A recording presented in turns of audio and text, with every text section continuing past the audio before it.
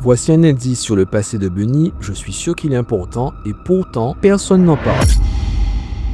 Souviens-toi de Kaiser sur cette double, l'empereur couvert de luxe, mais avec le pied sur un vieux ballon rafistolé. C'était l'origine de son ego. Pour Bunny, c'est pareil. Sur cette page, un détail dénote. Son cardigan abîmé, ses pieds nus et surtout cette balle de contact. C'est un objet utilisé dans le cirque. Pourquoi un New Gen 11 s'affiche avec ça? Ma théorie, Bunny avait un jumeau. Ils ont grandi dans la rue et se sont promis le sommet ensemble. L'un au foot et l'autre au cirque. Mais tout a basculé dans une affaire sordide.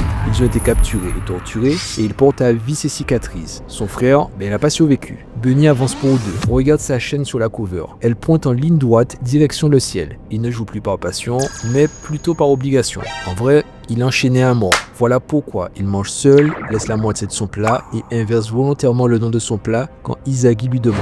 Voir un jeune japonais tout content, tout enjoué, ça le débecte. Ce regard, c'est celui de quelqu'un qui aime détruire. Et c'est là que ça devient dingue. Sur cette page, Bunny et Loki se regardent droit dans les yeux. Loki a eu une réaction disproportionnée quand il a vu Rin passer en beast mode. Entre Sae qui guette cette expression chez Rin et l'excitation de Loki, le lien est là. Bunny est ce joueur sauvage qui a hanté Sae et fasciné Loki bien avant le tournoi. Sae est nerveux parce qu'il connaît la vérité. Derrière le sourire de façade se cache un ego individualiste, restrictif, capable de tout broyer.